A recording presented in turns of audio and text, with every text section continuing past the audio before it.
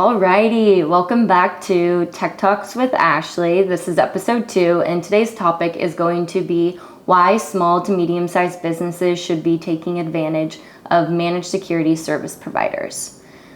Oftentimes, small to medium-sized businesses, they believe that they aren't going to be a target of a security breach. However, when you're working with large enterprise customers, typically that's where you become a threat. And a lot of times, you think that I'm too small. And sometimes that's really not the case, because we saw it with Target. The third-party vendor was the one that was targeted, and then they were able to get into Target. Puns. And so with small to medium-sized businesses, oftentimes they want to invest in these technologies and they want to create this security posture. However, they don't have the team to support them, or they believe that they do have the team to support all of these different tools and they can manage them. And, a few months go by and they might not be configured correctly, or whomever or whatever that might be.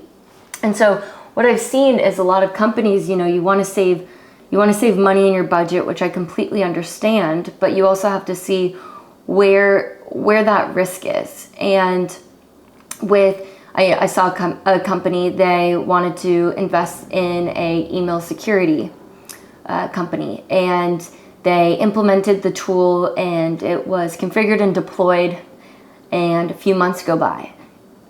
They lose their cyber insurance.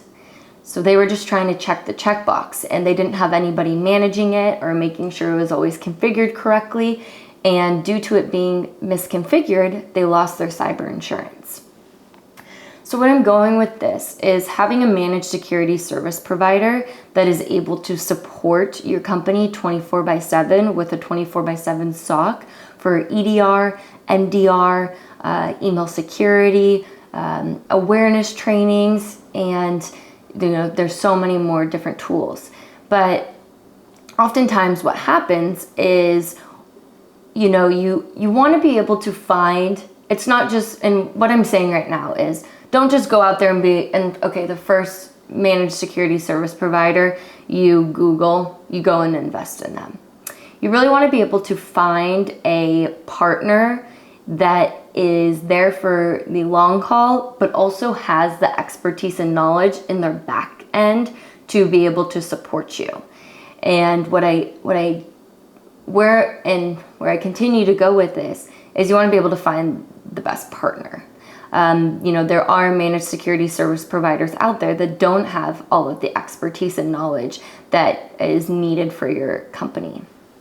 And with having an MD or a managed security service provider, is you're able to really mitigate your risks. And oftentimes what's happening is a lot of companies, and I've said it before, is they're just trying to implement all these different tools and check the checkbox.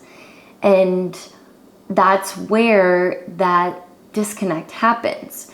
And so when you're able to have a fully supportive partner that is able to guide you and that is able to really present the value and help you and mitigate all of these risks, that's when your security posture becomes heightened. And having an MSP is saving you valuable time that your company can be investing in other IT projects and the core values of your business and digital transformation of your internal tools, whether that be for growing your company or whatever it might be. And so with an MSP, that is where that value is, and you're not having to also try to staff another person that is knowledgeable in all of the different tools that are going to be valuable for your organization. And I think one important part of this whole security posture is employee awareness training. And the reason why I say that is because it is 90% because of people that are responsible for data breaches, ransomware. And what happens is, you get all excited. Ooh, I just won a $100 Amazon gift card. And you click on the link and you have to type in some of your information, whatever it is. Now they just got in. And so a lot of times what companies do is they implement like phishing awareness trainings, employee awareness trainings, and it's great. And obviously, and I think where a lot of people though don't think about is that's not the end all be all.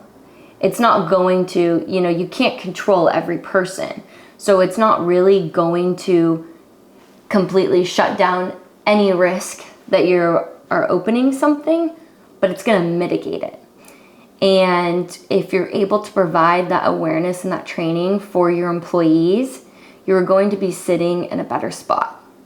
And so even, if you're a smaller business and your resources are a little bit slim, I definitely would suggest starting there, but having an automated employee awareness training and phishing simulation. Because the reason why I say that is if you don't have it automated and you still don't have that staff and the team to be able to, hone down on exactly which employees and, so forth, then, it's taking a lot of time away. So making sure you're investing in one that is an automated system, I think is really beneficial.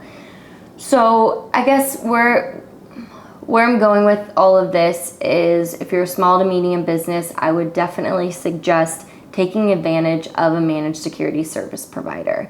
And if you don't know where to start or you don't know who to go to, you can always reach out. Okay, this sounds like a sales pitch, but you can always reach out to me and I can help build that roadmap for you and your company to see, where you want to get to, what tools you're utilizing today, how are you effectively managing these tools, and how could you be managing them better with configurations, and is there somebody there to respond? And so I can help facilitate that, and then I also can help facilitate setting up a call with different managed service providers that would be the best fit for your company. And what I always suggest too is making sure that you ask for references, especially in this area, is how long does it really take to secure and respond to a threat that might come through? What are the certifications of your SOC team? What is that expertise on the back end, not just on the sales and what you read on the website. And so we really get down and making sure that you're looking at every single aspect to the company rather than just going with the, number one, or hey, their website says that they have this. And so with that, thank you for listening, and feel free to reach out to me. I'll leave my contact details below, but don't forget to like, comment, subscribe, and then if there are any more areas you want me to be talking about, please let me know.